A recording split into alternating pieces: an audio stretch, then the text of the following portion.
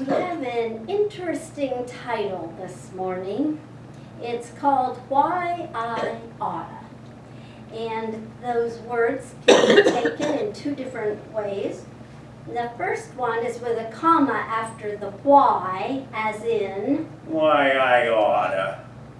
and the second one is, Why I Oughta. So this phrase you're probably familiar with has been used often with a negative slant to it or a comedic slant to it. It's thought to have originated in the mid-50s on the TV show The Honeymooners, where the main character, Ralph Cramden, played by the ever-funny Jackie Gleason, gets into arguments with his wife and others, and uses the statement as a veiled but empty threat. Usually the words are left at the end of the statement unstated, allowing the tone or the clenched fists to reflect the meaning. The Three Stooges also used the phrase, usually it was Moe, as he would wind up his fist, and it's often thought to be a staple of comedy. You may have also remembered the phrase from the 1986 movie Peggy Sue Got Married, in which it was a recurring joke whereby the characters randomly made the statement followed by uncontrollable laughter from everyone in the room. At any rate, it's been used during various times to mean that someone should be taught a lesson. However, we are using it today in a much more positive way to include ideas meant to drive our thinking toward a most positive, self-reflecting direction of realization that I oughta have my good, because that is the way life, God, is designed. Emma Curtis Hopkins says, the unconscious truth is that there is good for me and I ought to have it. Nothing can kill that unconscious feeling. It is indestructible. It is omnipotent. She also says there is good for everyone and everyone ought to have their good. So that's our idea. I ought to have it. It's mine already. Ernest Holmes backs that up with this great affirmation. We've been saying it several times in the last few weeks, and I'm putting it up on above my desk on a little note to remind myself, because it just feels so good to say. Good and more good is mine. There is no limit to the good that is mine. Everywhere I go, I see this good. I feel it, I experience it, it expresses itself against me, flows through me, expresses itself as me, and multiplies around me. Does that feel good or what? The other day I read that and I felt like James Brown. I feel good. Da, da, da, da, da, da, da. Like I should. Like I should. Da, da, da, da, da, da. We have to get over the idea that there's only so much good to go around in the world. And we have to, and any idea that we are limited to less than that full supply of all the good of the universe. Infinity literally means there is no end to the good. As Holmes says, there is no limit to the good that is mine. You know that story about a frog decided to climb up a tree? He decided he's going to reach to the top of the tree, and all the other frogs in the ground are saying, it's impossible, don't go, you'll get hurt. And still the frog climbed, and he reached the top of the tree. How did he do it? Because he was deaf. And he thought everyone was encouraging him to reach the top. The implication is to be deaf to negative thoughts if your aim is to reach your goal. Others may tell you to stop, not only because they are afraid for your safety, but they are also afraid you may actually succeed and get some of their share. If you're looking for great advice, don't listen to those around you. Close your eyes and listen to your own intuition. If you desire good, be your own cheerleader. Affirm your good on yourself and achieve it, because you ought to have it. Life becomes richer when you stop searching for reasons to be unhappy and start collecting reasons to be thankful. One moment, one lesson, and one blessing at a time. Look at all that has brought you to where you are here and now. Be full thankful for that, and know that ought to continue in my life, and it ought to get better and better. Ernest Holmes says, within us is the unborn possibility of limitless experience. Ours is the privilege of giving birth to it. Remember that each of us is a creative energy in human form. We can give birth to anything that we can imagine and we believe in. And once we have it, we can create even more and more and more as we continue to imagine and believe. Neurological study reveals that when you focus on the good, your brain naturally rewires itself to keep noticing more good, because that is the true magic of neuroplasticity. The more you do it, the more the neural pathways get hardwired into place, so it eventually becomes habitual to expect and receive good and more good. There's no special mechanism. There's no device or trick or magic spell or holy words or prayers that open the gates to divine storehouse. It's all simply readily available when you become aware of your divine truth. I read this week and I thought it was really relevant to this talk. A bird has never paid rent to live in the sky. A tree has never paid to stand in a forest. The sun has never been charged for rising. The river has never paid to flow. Yet humans spend their whole lives trying to earn permission to exist on earth. The truth is that you have a divine birthright to universal good, because you are, always have been, and always will be a divine spiritual being having a human experience. Remember Jim Carrey, the comic actor? He said, I used to believe that I was a guy who's experiencing the world, and now I know that I am the universe experiencing a guy. He recognized the truth of who he was and is. Who would have thought that he was a science mind kind of guy, right?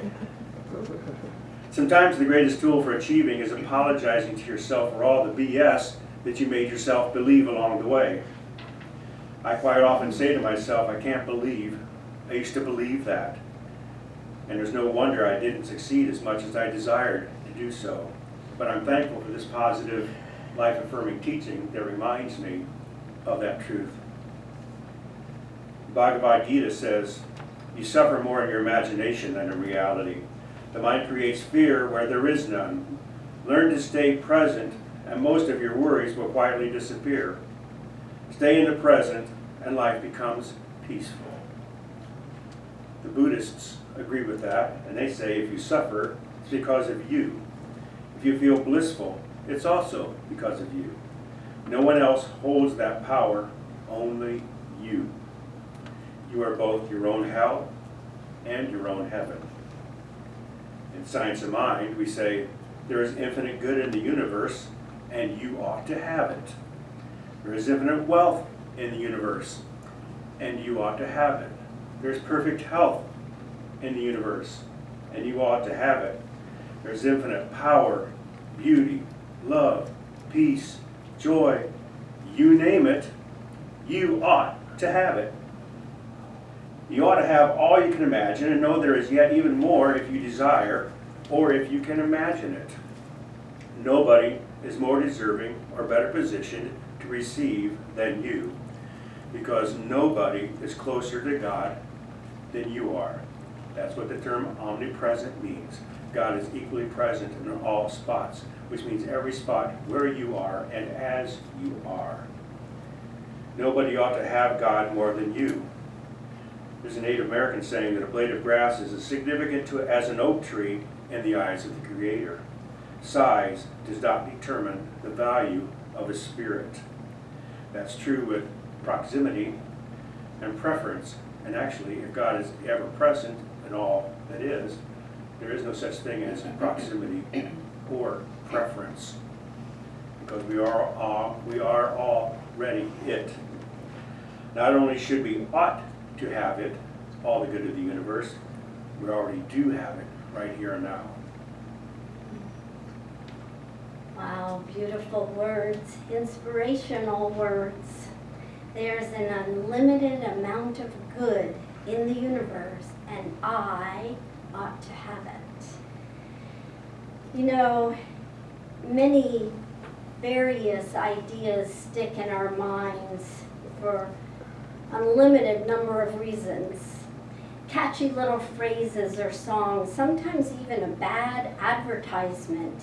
Because it has a catchy song, we don't even care for the advertisement, but it sticks in our mind and we find ourselves playing it over and over again just because it's catchy. So why not place "there's a good for me and I ought to have it"? Let's allow that to stick in our minds. And in fact, there's a greater good for me than what I'm presently experiencing, and I ought to have it. Working with this idea helps us find more opportunities coming our way for the good to be expressed in form. Interestingly, the word ought, I ought to have it, means an obligation. So it's a duty, it's my duty, my responsibility to accept my greater good, that which the universe has already given freely to me, for me, to you, to us, for us. And what we're talking about with that greater good is, in part, our spiritual magnificence. Our spiritual magnificence is our very essence. It is the place within us that has never been hurt, never been harmed. It is the place within you that knows. And it knows that it knows. It is the highest and best self, your personal greatness, brilliance, opulent splendor. This part of you is always kind, generous, and wise. It's prosperous and it feels grateful, regardless of what's occurring around or within us. And it is a beneficial presence on planet Earth that lives as you, knowing what to do, how to do it, and when to do it. We never need to say, well, I really just don't know what to do. Because we do know. At some level, and when we tell ourselves we don't, that's what we live. We either operate from our spiritual magnificence or our unhealed past. And it is true that we each have areas in our lives where we have prevented ourselves from truly living our unlimited life, where we have felt inadequate. However, at the radiant core of our being, we find that we are more than enough and more magnificent than we have ever allowed ourselves to be. This part of us is the part that we oughta listen to. The radiant core of life within us reminds us to treat ourselves well. So think back for a moment to the beautiful words and ideas that Reverend David shared with us this morning. They touched our hearts.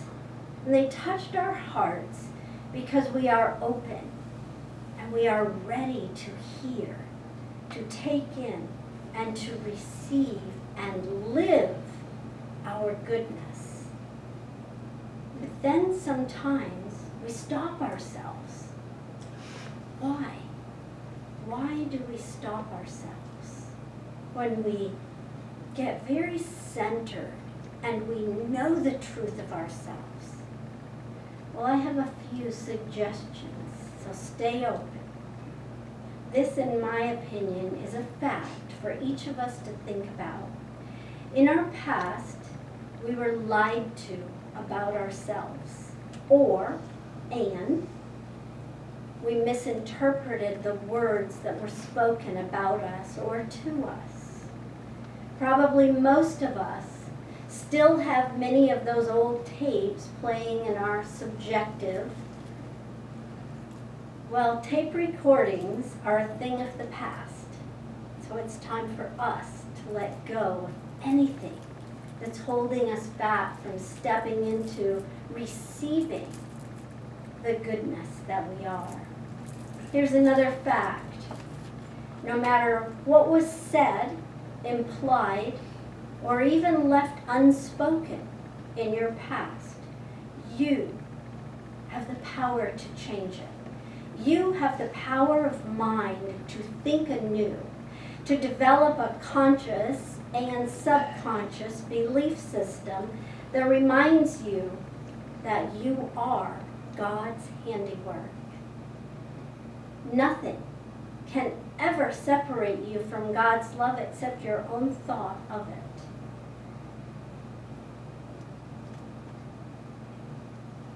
We are the fruit of Spirit, which is love, joy, peace, kindness, goodness, and gentleness.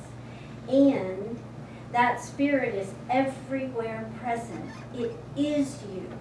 It is all you could ever be. Our intrinsic worth is an inherent part of who we are, the truth of who we are. There is nothing that we must do to earn it. Walt Whitman shared these words, "I am larger, better than I thought.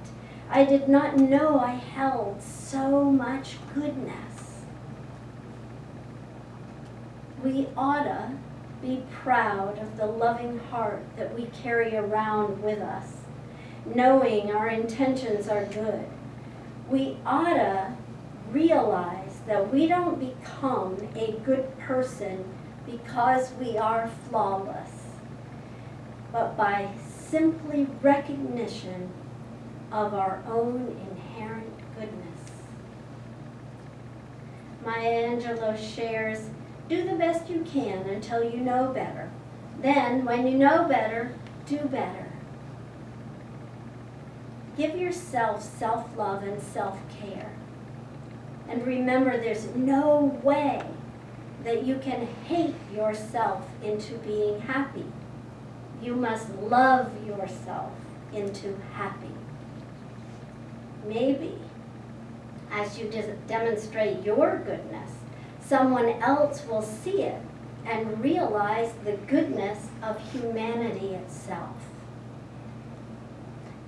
Now, like Frank during the reflection today, I too want to speak a little bit about Father's Day, since it is Father's Day.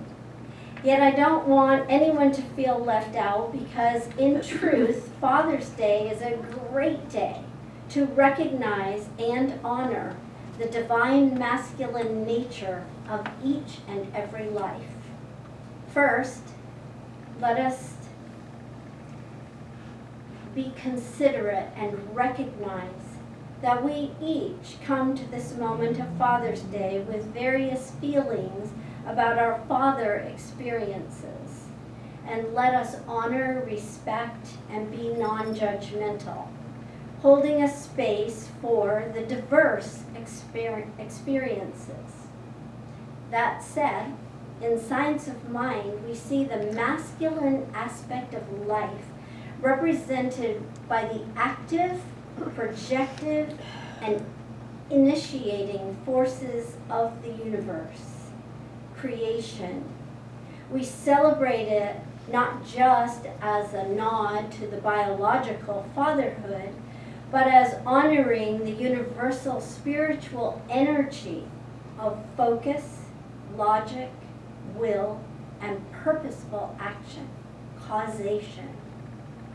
So let us direct our power of thought in that conscious direction of realizing our inherent intrinsic nature and arrive at the conclusion that I oughta have all the good the universe has provided me. Albert Einstein wrote, "Whatever there is of God and goodness in the universe, it must work itself out and express itself through us. We cannot stand aside and let God do it. There is a good for me, and I ought to have it." We already know everything we need to know, so let's get busy accepting and proving spiritual principle in our lives, and so it is. So it is.